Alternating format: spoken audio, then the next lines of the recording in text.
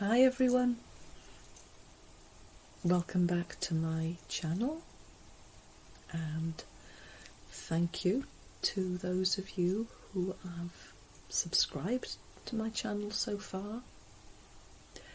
And I am just so chuffed to have 8 subscribers,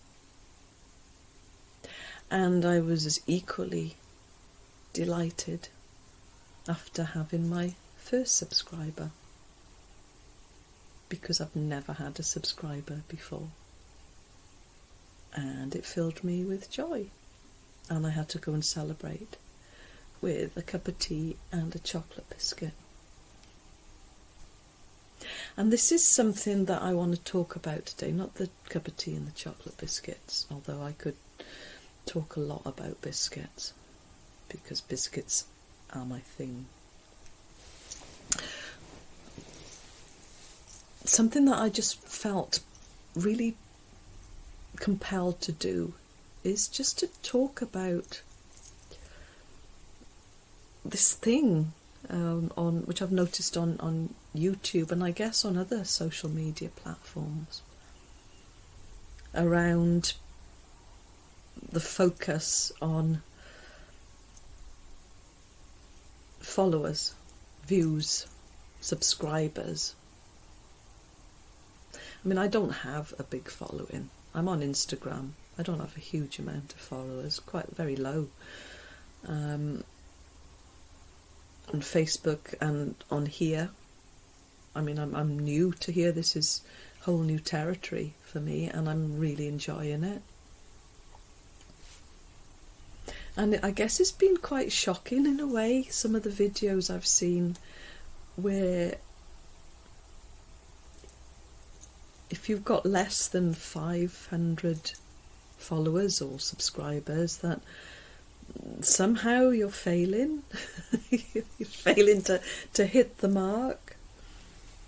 And what you need to do to fix this. And I was like, wow. I mean, that's 500 people. That's 500 people. Or even if it was 100 people or 50, it's a large amount of people who have taken the time to watch what you have created and have benefited from what you've created. And in a sense, it's kind of disregarding the value of that, the value of each individual who has taken the time to watch. And I get the sense it's very easy to get caught up in focusing on the numbers. Not everyone. But don't allow that to be a gauge to, you know, if this is you, if you feel like you're not hitting the mark, don't allow that to be a gauge of the value of what you have to offer, because it isn't. For me, it's never been about how many views, how many subscribers, whatever, you know, regarding what platform you're on. It's about the joy and the enjoyment of creating, whether it's creating a video like this, a reel on Instagram, a blog, creating art. It's about how it makes me feel. That's my starting point. Because if it makes me feel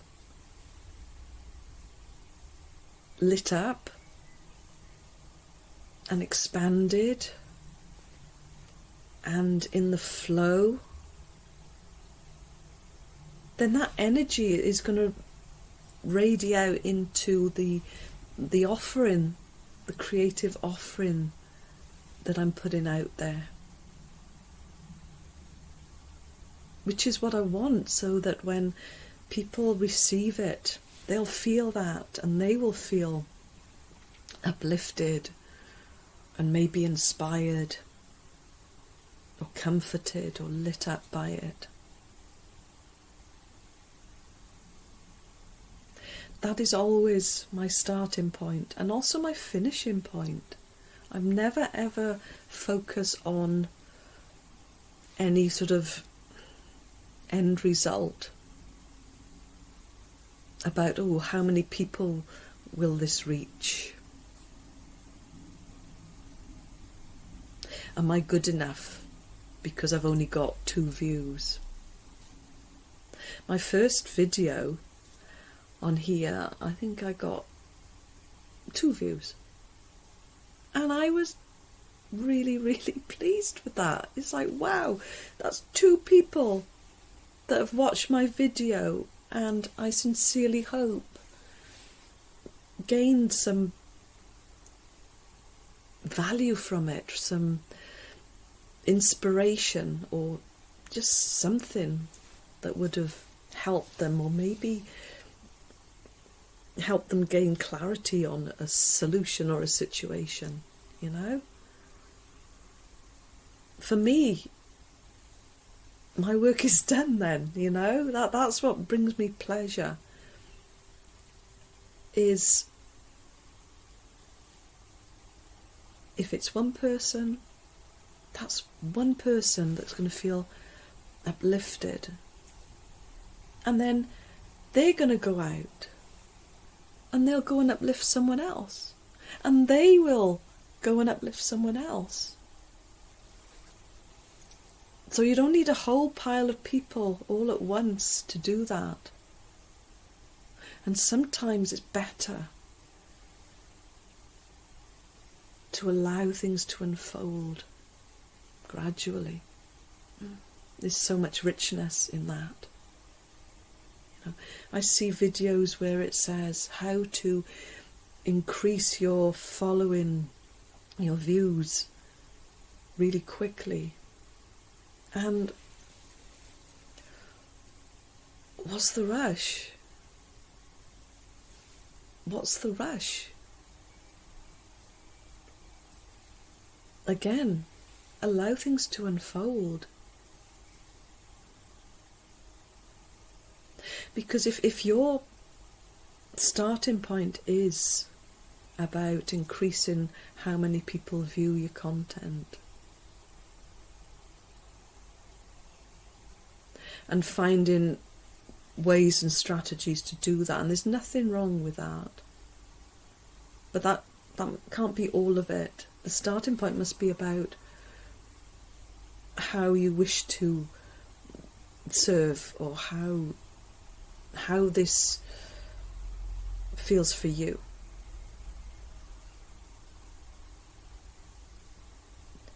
Because when you're not doing this from a place of heart,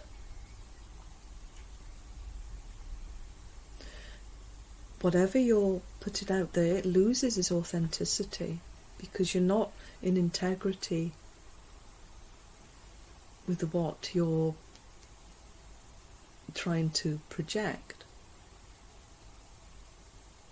And, you know, I'm not being judgmental, I'm just trying to help.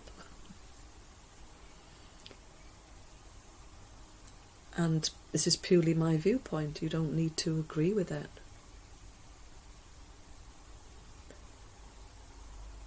But if you're not doing it from a place that enriches you, ask yourself, what is the reason that I'm doing this for?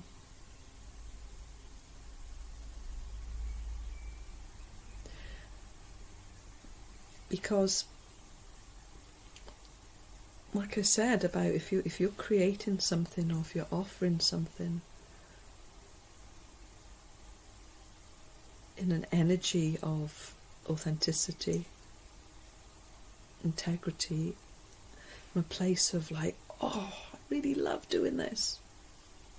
And I love doing this, and I love sharing this, because I want other people to feel the same way as I do.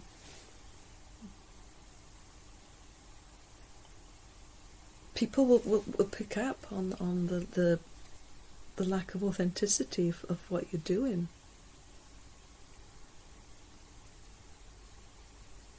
So just do it because you want to, because you love doing it, because it brings you a lot of pleasure. Even if no one watches, does it really matter? What's that saying? Dance as if no one is watching. Because it's about how you feel. We've got no control over how other people feel, but you do over how you feel, and that can be contagious because people will pick up on that energy. And I think one of the biggest thrills for me is when I create something and put it out there, and I've no idea who is going to benefit from it. If there are times where I've got no way of knowing it, but it gives me such a thrill to know that one of my creative offerings is out there in the ether with the intention of it uplifting, bringing somebody joy, bringing a smile to their face. I mentioned previously that I wrote a book during lockdown called Words from My Heart. There it is. That was my stained glass window in the house that I wrote it in. And when I wrote the book, there was no intention or goal to write a book, get it published, and then sell lots and lots of copies. That didn't even come into it. I just evolved from a well-being column, and I ended up writing this book. And the process of writing the book in itself was the biggest gift, the biggest payback, because I evolved along with my book. And actually the interesting part of it is some of the chapters in there. It's only now that I'm actually growing into what I've written, which is so exciting actually, and intriguing. And I self-published the book, and again it was the whole process that really did it for me. You know, I've written this book, I've self-published this book, and it was a new experience for me. It's something I've never done before. And self-publishing it was more challenging to get it into shops and even on Amazon.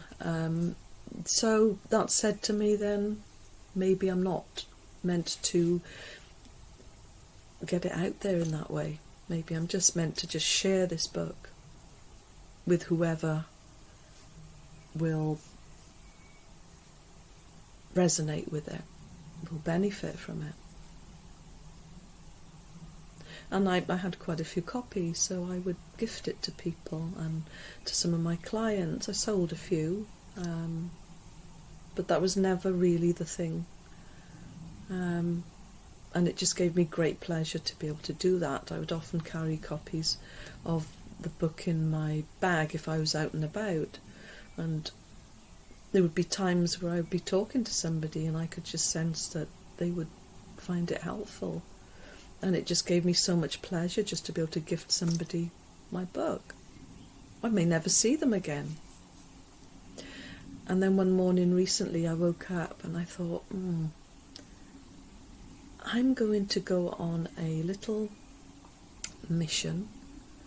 I'm going to go around 3 nearest towns to me, and I'm going to go around all the charity shops, and I'm going to donate 2 copies of my book to every charity shop.